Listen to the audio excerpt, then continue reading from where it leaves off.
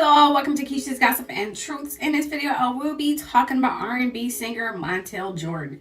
You all remember him? What happened to this great talent? Let's talk.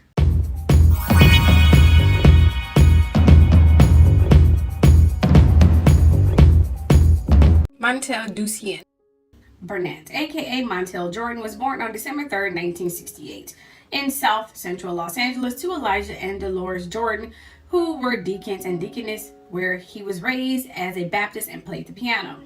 He graduated from Junipero Serra High School in Gardena, California, and University in Malibu, California, where he earned a bachelor's degree in communications. Of course, after graduating, he started working for Williams Television Time, where he made infomercials. He later got discovered by Janet Jackson and Shanice Wilson, and from there he met and signed with Russell Simmons of Def Jam's Records in 1995. His first hit single in 1995, and I still listen to it to this day, is This Is How We Do It, which is a sample from Slick Rick Hit's Children's Story. This song stayed #1 for 7 weeks, and then in 1996, while opening for Boyz II Men, Montell got hit with the stage flare and fell 7 feet off stage and hitting his head. Thankfully, he was okay without any injuries. He dropped more singles and hits thereafter, but they didn't do good as his first single, This Is How We Do It. So he went on to writing and producing for various artists behind the scenes and also appeared in the movie The Fighting Temptations. During this time, Montell struggled with his image. He didn't like being seen as a sex symbol. I didn't even know he was seen as a sex symbol. He wanted his fans to see him as an artist and a great singer. And he is. That's what I saw him as. But Def Jam wanted him to be sex symbol because he was making them a lot of money. So he left Def Jam and signed with Coach Records. And he later released his next album, Life After Death. And some years later, in 2008, he released his album, Let It Rain. But it was with another record company called Fontana Records. It was told that Montell was being blackballed by Russell Simmons upon him leaving. He knew this after his album started flopping. Montell then didn't appear back on the R&B scene or television until 2015, when he appeared in a halftime show and various sports games, and later the Late Late Show with James Corden, performing his hit single, This Is How We Do It. Last year, he announced he had finished his upcoming album. No release dates were given at that time. Later, he performed again at the finale of American Idol and Tamron Hall's talk show. Of course, he used this time to plug his upcoming album that he finally titled Masterpiece, which he said he was going to release it on Black Friday, November 29th, 2019. I listened to it and it's nice, especially the song I'm All In featuring his wife, Kristen Jordan, and also the song Throwback. It has that old and new feel to it. I'll leave the links below if I remember, but you can catch it on iTunes. Just search his name. You see, upon Montell hitting the big time with his still hit song, This Is How We Do It, let's back up a little bit. Because I'm sure most of you are wondering about his wife, Kristen Jordan. Apparently, they were married when he initially came out in 1995. Although upon asking him at that time, he avoided the question and said he was married to his music. Remember, they were publicizing him as a sex symbol. He needed to appear available and single, even though he had a son when he was 22 years old. And it wasn't by his current wife. She was the side chick for a moment until becoming a wife. But as karma goes, Montell cheated on her plenty of times while he was touring. They even separated, but in recent years, they've gotten closer and renewed their vows. And as you saw, she's featured on his album.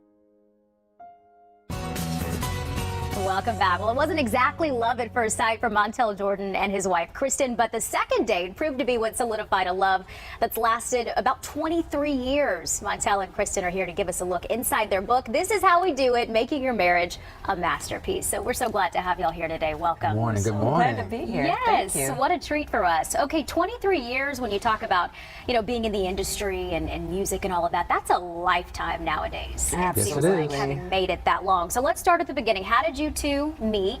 And then I have to know what happened with the Running Man, some kind of dance that didn't impress you, Kristen. This is the thing. We met actually at a college fraternity ball, and neither of us had any business there. I'm actually a Zeta, he's a Kappa, and it was an AKA ball. Okay. Right. And he asked me to dance, and I said, no, I'm good. And he kept asking. I said, well, if we dance, will you leave me alone? Persistence. Yeah. And so as we're dancing, needless to say, I'm kind of not paying him any attention. And then so he decides to make sure I am paying him attention. So and he, going to full-blown Running Man. Oh, no. You know, not like I said, not today's Running Man, Not but the little one. full-blown Running Man. Yeah. Big Running Man. Yeah. And you said at 6'8". I Yeah. mean, let's be honest, arms flailing. I was like, let's talk. Oh, no. Yeah. Never mind. can No picture dancing, this. just talk.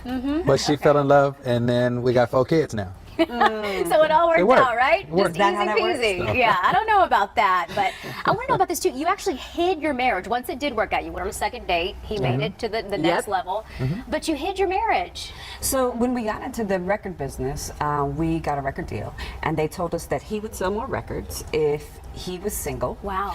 And You would be a more respectable businesswoman if people didn't know she was the wife, if she was Okay. just Kristen Hudson. So she kept her maiden name.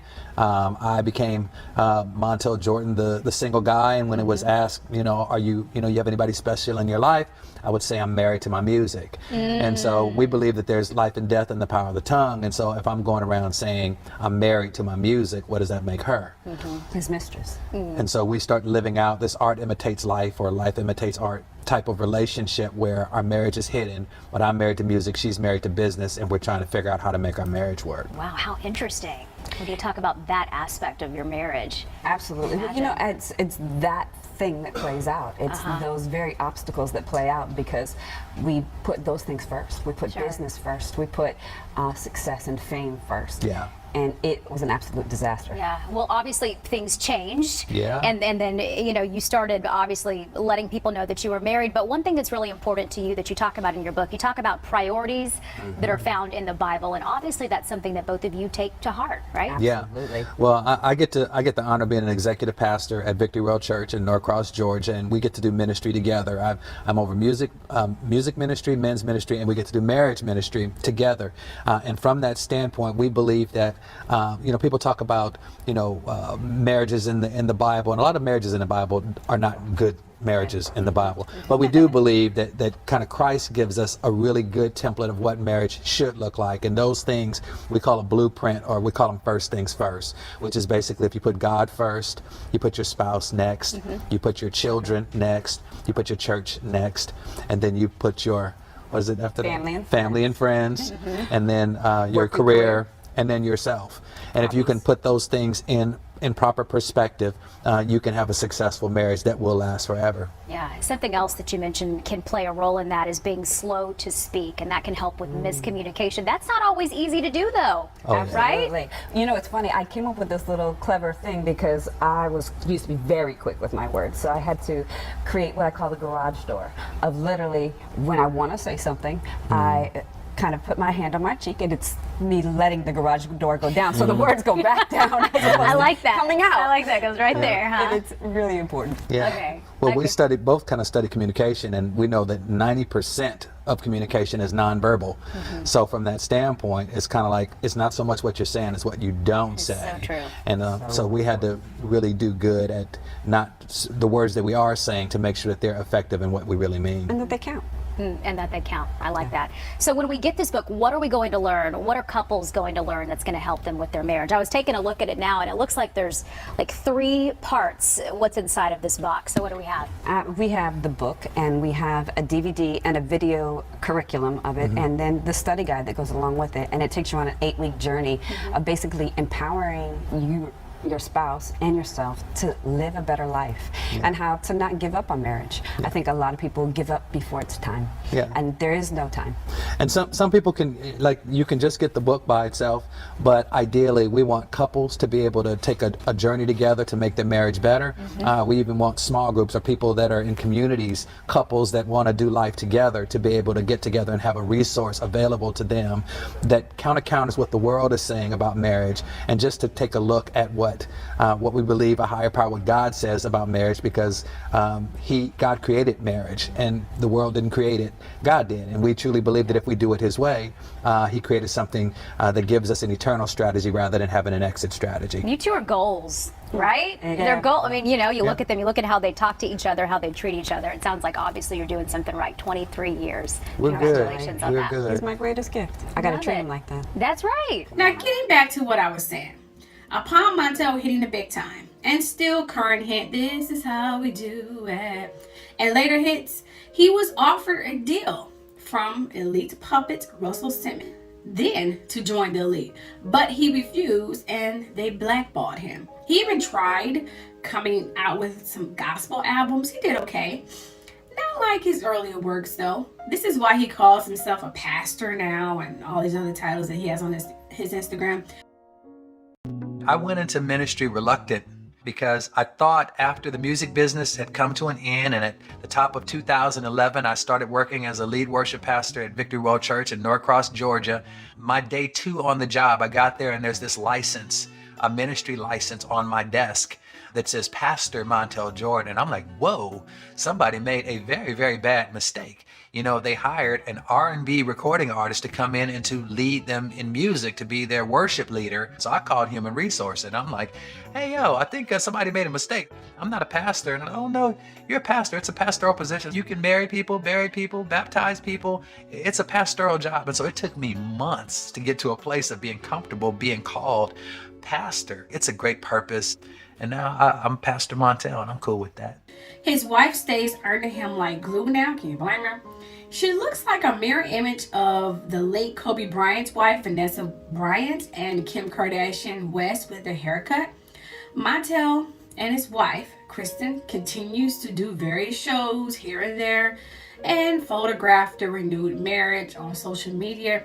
There's nothing else to say about Montell. He's now labeled as an underrated and old school artist now, who's now is in his 50s, so there will not be any more contracts given anytime soon. He missed his chance a decade ago. Well, that's it. Tell me your thoughts below. On that note, don't forget to subscribe, like, and share, and hit that bell so you get notifications for when I do post more videos. See you all later. Love you all. Bye.